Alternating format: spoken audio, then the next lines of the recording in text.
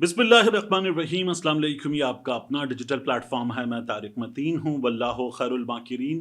अल्लाह सबसे बेहतर तदबीर फरमाने वाला है, वही बचाएगा मेरे देश को बलाओं से, जो बारिश में शजर से घोंसला गिरने नहीं देता, क्योंकि उसकी तदबीर तमाम तदाबीर की इमाम है। अहम तरीन खबरें। सबसे पहले आपको बताऊं, भारत में जासूसी के इल्ज़ाम में, गद्दारी का इल्ज़ाम, ये इल्ज़ाम लगाते हुए एक यूट्यूबर हैं ज्योति मल्होत्रा, उन्हें गिरफ्तार कर लिया गया है। और इनकी यूट्यूब पर जो वीडियोस हैं उनमें ज़्यादा फेमस वीडियोस इनकी वो हैं जिसमें इन्होंने पाकिस्तान का ट्रैवल किया 2 बार, और पाकिस्तान के मुख्तलिफ शहर दिखाए, कटास राज दिखाया, लाहौर दिखाया, मोटरवे पर ट्रैवल किया, पाकिस्तान की रील्स दिखाई, पाकिस्तान के लोगों से इंटरेक्शन दिखाया। तो ये ज्योति मल्होत्रा की वीडियोस हैं, इनको गिरफ्तार किया गया है। और अब मैं आपको बताऊं कि इंडियन मीडिया इनके हवाले से जो चीज़ें बता रहा है कि इन पर इल्ज़ामात क्या हैं, वो एफआईआर क्या बताती है। इनके बारे में बताया जा रहा है कि इनका एक यूट्यूब चैनल है, 3,77,000 इनके उस पर फॉलोअर्स हैं, सब्सक्राइबर्स हैं। और इन्होंने पाकिस्तान हाई कमीशन नई दिल्ली उसके ऑफिशियल से कुछ सीक्रेट डॉक्यूमेंट्स जो हैं वो शेयर किए हैं। और 13 मई को जो पाकिस्तान हाई कमीशन से ऑफिशियल निकाला गया, उस ऑफिशियल के साथ ये राब्ते में थी ज्योति मल्होत्रा। पुलिस ये कहती है कि इनके उससे राब्ते थे और इन्होंने उस शख्स को सेंसिटिव इंफॉर्मेशन व्हाट्सएप के जरिए, टेलीग्राम के जरिए, स्नैपचैट के जरिए भेजी है। और जिसको भेजी उसका नाम है एहसानुर रहीम, इसको एलियस इसका दानिश है, तो दानिश के नाम से जाना जाता है। और यह भी बताया जा रहा है कि इससे इनकी मुलाकात हुई 2023 में, जब इन्होंने वीजा अप्लाई किया था पाकिस्तान का। ये दानिश से कई दफा मिली, एहसानुर रहीम से, पाकिस्तान हाई कमीशन नई दिल्ली में। और ये उससे राब्ते में थी, उसके साथ राब्ते में थी, इंटेलिजेंस के लोगों के साथ भी दानिश के जरिए राब्ते में थी। फिर ये बताया जा रहा है कि इन्होंने 2 बार ट्रैवल किया और ये दानिश के दोस्तों या साथियों से मिली पाकिस्तान में। एक का नाम बताया जा रहा है अली आवान, जिसने पाकिस्तान में इनके स्टे के लिए अरेंजमेंट्स किए और फैसिलिटेट किया। अली आवान ने ज्योति मल्होत्रा की मीटिंग्स को पाकिस्तान में सिक्योरिटी एजेंसीज के ऑफिशियल्स के साथ, जिनके नाम बता रहे हैं भारतीय मीडिया, शाकिर और राना शहबाज, ताकि पाकिस्तान में जो है ये किसी तरह के शक व शुबे में ना पड़े। और ज्योति ने, ये जो राना शहबाज है, इसका नंबर अपने मोबाइल में सेव किया जट रंधावा के नाम से। यह भी पता चल रहा है कि ज्योति ने मार्च 22, 2025 ये एक तस्वीर शेयर की और जिसमें ये खड़ी हुई है 2 लोगों के साथ, और यहां पर कैप्शन दिया गया था कि पाकिस्तान हाई कमीशन में ये लोग मौजूद थे। पुलिस ये बता रही कि ज्योति ने ये एडमिट किया है। अब यहां इल्जामात से आगे बढ़कर पुलिस ये कह रही है कि ज्योति ने ये माना है कि उसने सेंसिटिव इंफॉर्मेशन शेयर की है पाकिस्तानी इंटेलिजेंस के लोगों के साथ, और उनके नंबर जो हैं वो मिसलीडिंग नामों से सेव किए अपने मोबाइल फोन में ताकि बचा जा सके। ऑफिशियल्स ये कह रहे हैं कि इसने राब्ता बरकरार रखा पाकिस्तानी ऑफिशियल्स के साथ, और ये जो दिन थे सेंसिटिव दिन थे, इन दिनों में भी और सीक्रेट एक्ट की खिलाफ वर्जी की गई है और भारत की कौमी सलामती को खतरे में डाल दी। अब ये कोई मुलाजिम नहीं है वहां पर किसी महकमे की, किसी इदारे की, लेकिन ये बताया जा रहा है।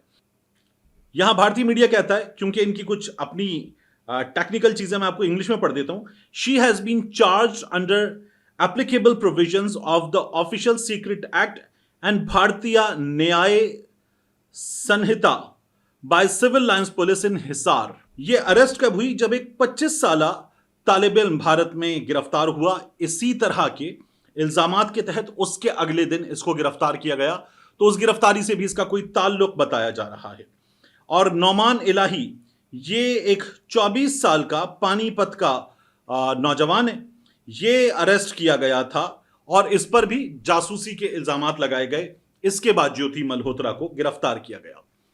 मैं अब देख रहा हूं कि भारत में एक पागलपन है। इससे पहले इन लोगों ने अमृतसर में 2 लोग गिरफ्तार किए थे, फिर उसके बाद ये लोग गिरफ्तार हुए, नौमान इलाही और ज्योति मल्होत्रा, और इन पर भी जासूसी के इल्जामात हैं। अब एक यूट्यूबर के पास भारत के कौन से कोई सीक्रेट डॉक्यूमेंट्स हो सकते हैं? एक यूट्यूबर के पास भारत के कौन से कोई कौमी सलामती के राज हो सकते हैं? या तो उस यूट्यूबर सहाफी को ये कौमी सलामती के भारत के राज दिए हों किसी खुफिया इदारे के अहलकार ने, किसी फौजी ने, किसी सरकारी अहलकार ने, जिसकी रसाई हो खुफिया मामलात तक, और उसने ज्योति मल्होत्रा को वो चीजें दी हों, और फिर वहां से ज्योति मल्होत्रा के जरिए मान लीजिए कि वो पाकिस्तानी ऑफिशियल्स तक पहुंची हों। लेकिन भारत में एक पागलपन है। आपने आमिर खान के खिलाफ देखा था। आमिर, तुम्हारी फिल्म लाल सिंह चड्ढा टर्की में बनी थी, टर्की पे पाबंदी लगाओ, अजरबैजान पे पाबंदी लगाओ, सलमान खान पे इतना गंद उछालो कि सलमान खान अपना ट्वीट डिलीट कर दे, शाहरुख खान पे बात करो, सैफ अली खान पे बात करो, और फिर उसके बाद कर्नल सोफिया कुरैशी पे बात करो। तो भारत में एक पागलपन है, वो पागलपन बढ़ता चला जा रहा है। और अब आप देखिए कि ये कितने पागल हैं। जब सब कुछ ओवर हो गया ना, तो उसके बाद भारत एक डेलीगेशन भेज रहा है अपने पार्लियामेंटेरियंस का मुख्तलिफ ममालिक में भारत का मुकदमा पेश करने के लिए।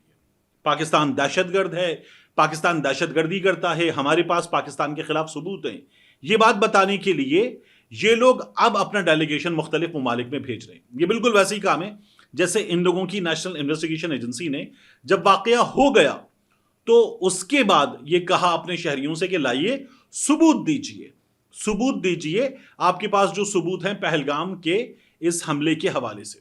अब ये अपने यहां गिरफ्तारियां कर रहे हैं। मैं ये मान लूं कि ज्योति मल्होत्रा जो है उसको पाकिस्तान से कुछ हमदर्दियां हों या वो भारत के हवाले से कुछ तहफ़्फ़ुज़ात रखती हो, लेकिन ज्योति मल्होत्रा के पास कुछ हो सकता है।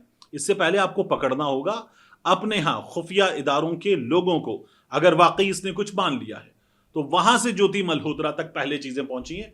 तो आपके यहां अगर जासूस मौजूद हैं तो वो आपके इदारों में मौजूद हैं जो शायद आपकी जड़ें काट रहे हैं, इसको पहले पकड़ें। ये पागलपन है। दूसरा, भारत एक और काम कर रहा है। ये पाकिस्तान में खुफिया इदारों की जानिब से बाकायदा तौर पर बताया गया, सिक्योरिटी जराए की जानिब से बताया गया कि भारत अब अपने इस पागलपन में पाकिस्तान में ये जो मगरिबी बॉर्डर है ना, जहां अफगानिस्तान है, जहां ईरान है, वहां प्रॉब्लम्स क्रिएट करने की कोशिश कर रहा है।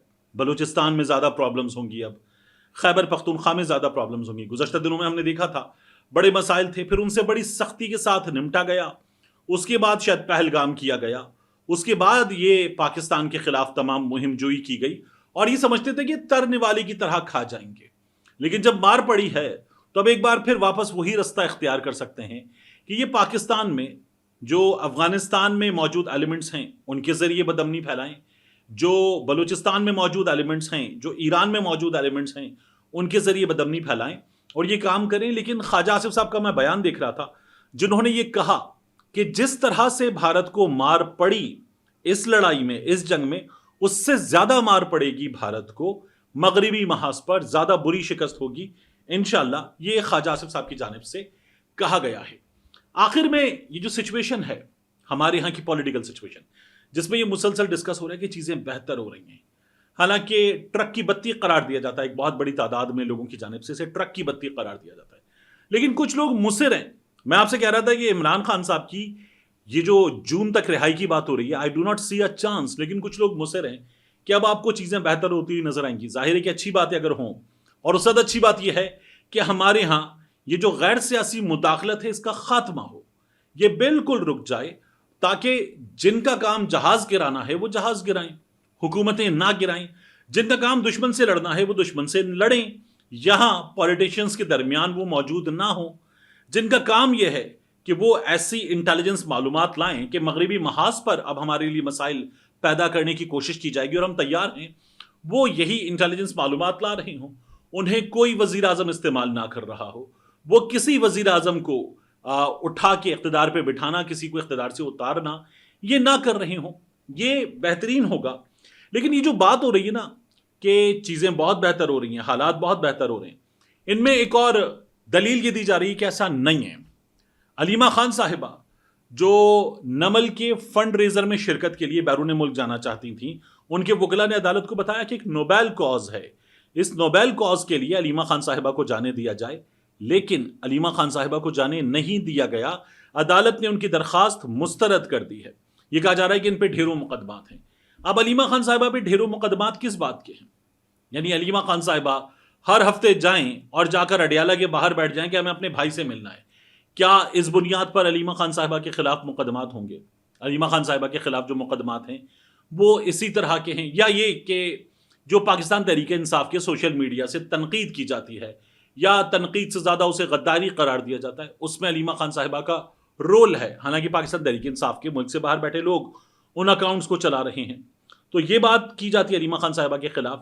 انہیں بیرون ملک جانا تھا ایک فنڈ ریزر میں، ایک اچھے کاز کے لیے، لیکن وہ رک گیا۔ یہ بات کی جا رہی کہ یہ نہیں ہو سکتا کہ اگر چیزیں بہتر ہو رہی ہوں تو علیمہ خان صاحبہ کو روکا جائے۔ دوسرا میں آپ سے عرض کروں، صنم جاوید کے کیس میں کیا ہوا؟ صنم جاوید کی دھڑا دھڑ گرفتاری ہو رہی ہے۔ اب جب گرفتاری کے بعد بالآخر ضمانت کا معاملہ سامنے آ رہا تھا تو تفتیشی افسر موجود نہیں ہیں۔